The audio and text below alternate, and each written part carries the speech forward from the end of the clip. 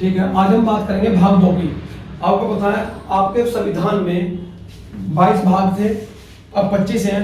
उनमें से हमने पहला भाग कर चुका है और मैं उसकी वीडियो डाल चुका हूँ। उससे पहले मैंने अनुसूची की वीडियो डाली, फिर भाग फर्स्ट की डाली, आज मैं भाग 2 की डाल रहा हूँ।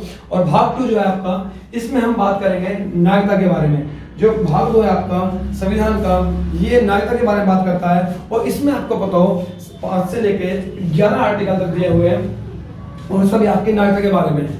सबसे पहले अगर हम बात करें कि जो नागरिकता है उसका जो वर्णन पहली बार किया था वो अरस्तू ने किया था। नागरिकता के बारे में जो पहली बार बताया था वो अरस्तू ने बताया था। हमारा देश जब आजाद हुआ, हमारे सामने एक समस्या आई थी, किसे देश का नागरिक बनाया जाए, किसे नहीं बनाया जाए, इस तरह की काफी समस्या चल रही थी। तो उन समस्याओं को देखते हुए हमारे संविधान के प्रारंभ में नागरिकता का कुछ प्रावधान किए गए थे। उनमें से आज हम कुछ चीजें डिस्कस करने वाले हैं। आपको पता है अनुच्छेद 5, अनुच्छेद 6, अनुच्छेद 7, अनुच्छेद 8, ये आपके 5 से 11 तक है। आज हम बारी बारी एक एक को पढ़ते हैं। हम बात करते हैं पर्सन की, सिटीजन की, माइनॉरिटी को। आपको पता हो कि जो कोई विदेशी हमारे यहाँ घूमने आता है तो उसको हम सारे राइट्स को दे देंगे, नहीं दे सकते। उसको कुछ आपके फंडामेंटल राइट्स मिल जाते हैं, कुछ माइनॉरिटी को मिलते हैं, कुछ स्टूडेंट को मिलते हैं, पर जो आपका भारत का नागरिक होता है उसे सारे राइट्स मिलते हैं। उसको यहाँ पर रहने का अधिकार है, उसको नौकरी पाने का अधिकार है, वो सरकारी जॉब पा सकता है, प्रधानमंत्री बन सकता है, राष्ट्रपति बन सकता है, कुछ भी कर सकता है। जो भारत का नागरिक होता है उसे वोट डालने का अधिकार है, सिटीजन ये होता है। अब हम बात करते हैं आपके अनुच्छेद 5 की, आर्टिकल 5 की बात करते हैं। आर्टिकल 5 कहता है संविधान के प्रारंभ में नागरिकता। संविधान के प्रारंभ का मतलब क्या है? आपका देश, आपको पता हो 15 अगस्त 1947 में आजाद हुआ था उस, लेकिन आपका जो संविधान का निर्माण हुआ था, जो लागू हुआ था, वैसे कहते हैं 26 जनवरी 1950 को लागू हुआ था। ये कब हुआ था? 26 जनवरी 1950 को लागू हुआ था। और उसके शुरुआत में ही हमें थोड़ी समस्या हम फेस कर रहे थे कि कैसे कैसे इसको नागरिक बनाया जाए। तो उसमें हमने सबसे पहले कंडीशन क्या देखी? आपका आर्टिकल 5 कहता है एक व्यक्ति जो भारत का मूल निवासी है, मतलब कि वो यहाँ का मूल निवासी होना जरूरी है। पहली कंडीशन ये है। उसके बाद दूसरी कंडीशन जो आती है वो आपकी ये आती है। इसमें तीनों कंडीशन है, मैं इनको बारी बारी समझाता हूँ, धीरे से समझना इनको आप। मूल निवासी हो, आपको पता हो मूल निवासी होता है, इंग्लिश में बोलते हैं डोमिसाइल। डोमिसाइल के बारे में सुप्रीम कोर्ट ने समय समय पर इसको डिफाइन किया है, एक्सप्लेन किया है। इसमें से आपको मैं बता दूं डोमिसाइल होता क्या है। अगर आप किसी देश में रह रहे हो और उसमें आप परमानेंट वहां के निवासी हो तो आप वहां के मूल निवासी हो।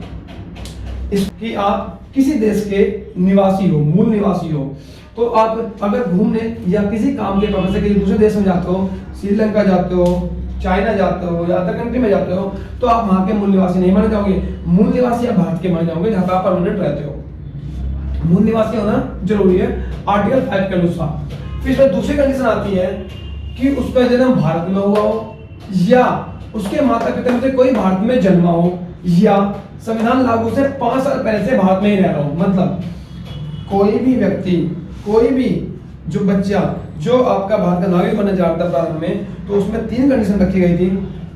पहली कंडीशन क्या थी? या तो वो भारत में जन्मा हो। अगर वो भी भारत में जन्मा हो, क्योंकि हमें पता है हमारे कुछ लोग क्रांतिकारी जो थे या वैसे लोग थे कुछ भी, वो कहाँ रह रहे थे? वो बाहर रह रहे थे। उसके यदि उनका बच्चा वहां होता है तो उन्हें नागरिकता कैसे देंगे? तो उनके लिए एक प्रावधान किया गया, उसके माता पिता या उनमें से किसी का भी जन्म एक का भारत में हुआ हो तो उसको भी वहां से भारत में नागरिकता मिल जाएगी। फिर तीसरी कंडीशन आती है इसमें, संविधान लागू हो रहा। जैसे आपको पता हो कुछ लोग जो भारत में थे वो भारत में रहना चाह रहे थे। जैसे आपको बताओ देहरादून में काफी आपके एनिमेशंस थे, वो भारत में रहना चाहते, देहरादून पसंद था कि यहीं रहने हम, या आपके एनिमेशन थी, और भी काफी लोग ऐसे थे जो भारत में रहना चाहते थे। उनके लिए भी एक प्रावधान रखा गया। उनके लिए कहा गया कि संविधान जब लागू हुआ 26 1950, उसके लागू होने से कम 5 साल पहले से भारत में रह रहे हो। तो आपको ध्यान रखना है कि आर्टिकल 5 ने 2 कंडीशन की, पहला कि वो मूल निवासी हो और दूसरी कंडीशन में से इनमें से एक फुलफिल करनी है। हमें तीनों नहीं करनी, चाहे तो उसका भारत में जन्म हुआ हो या उसके माता पिता में से किसी एक का हुआ या 5 साल में से पहले से भारत में रह रहा हो, संविधान लागू होने से 5 साल पहले से। तो इनमें से तीनों में से कोई भी कंडीशन जो होगी उसके अनुसार वो भारत का नागरिक समझा जाएगा। ठीक है, आर्टिकल हम 6 की बात करते हैं। इसमें कहा गया है पाकिस्तान से भारत आए लोगों की नागरिकता के बारे में। बैठे जब पाकिस्तान से भारत आए लोगों की नागरिकता के बारे में है, और इसमें यह कहा गया एक तारीख चुनी गई 19 जुलाई 1948। यही तारीख क्यों चुनी गई? क्योंकि यही तारीख दोनों देशों में परमिट सिस्टम के लिए मानी गई थी। और इसमें अगर कोई व्यक्ति हमारा 19 जुलाई 1948 से पहले भारत में आ रहा है, तो इसका मतलब क्या हुआ? इसका मतलब ये हुआ कि वो इजीली भारत का नागरिक समझ जाएगा। अगर अदरवाइज अन्यथा जो बाद में आ रहा है कोई बच्चा, कोई व्यक्ति आपके 19 जुलाई 1948 के बाद आ रहा है, तो उसके लिए आपके परमिट सिस्टम लागू हो गया, उसे 6 महीने भारत में रहना होगा, उसके बाद भारत की नागरिकता मिल जाएगी। इसमें इतना ही है, आपको इसे शॉर्ट में याद रखना है पाकिस्तान से भारत आए लोगों की नागरिकता के बारे में। फिर अनुच्छेद 7 की हम बात करते हैं बेटे, भारत से पाकिस्तान गए लोगों की नागरिकता के बारे में। समझो, आपको पता है जब देश का बंटवारा हुआ था, काफी लोग भारत से पाकिस्तान गए, पाकिस्तान से भारत आए।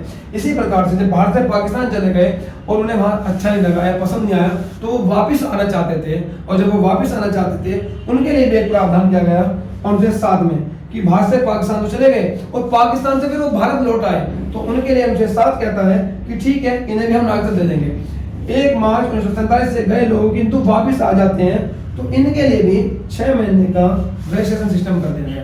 बस आपको इसे शॉर्ट में याद रखना है कि भारत से पाकिस्तान चले गए और पाकिस्तान से भारत आ गए, वो अनुच्छेद 7 में दिया गया है।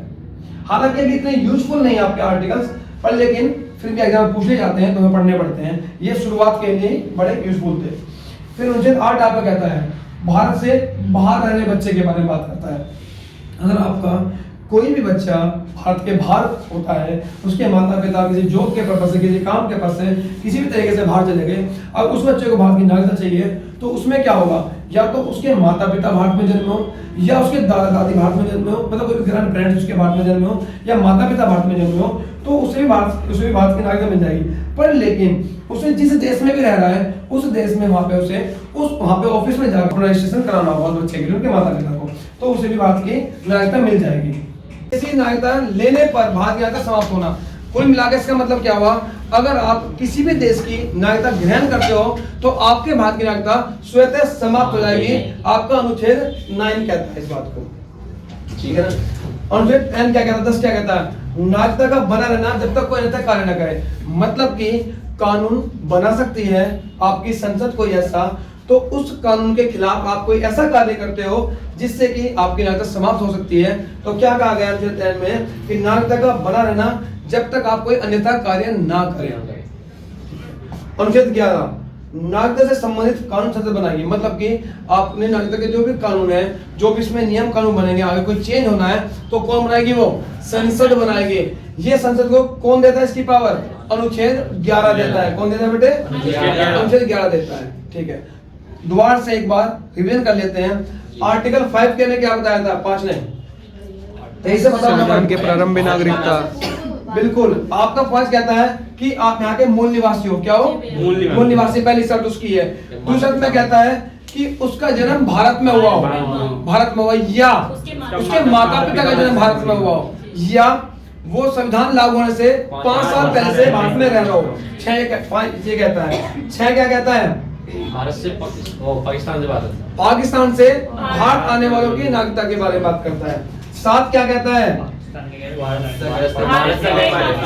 गए पाकिस्तान, पाकिस्तान द्वारा भारत आते हैं। 7 ये कहता है। 8 क्या कहता है?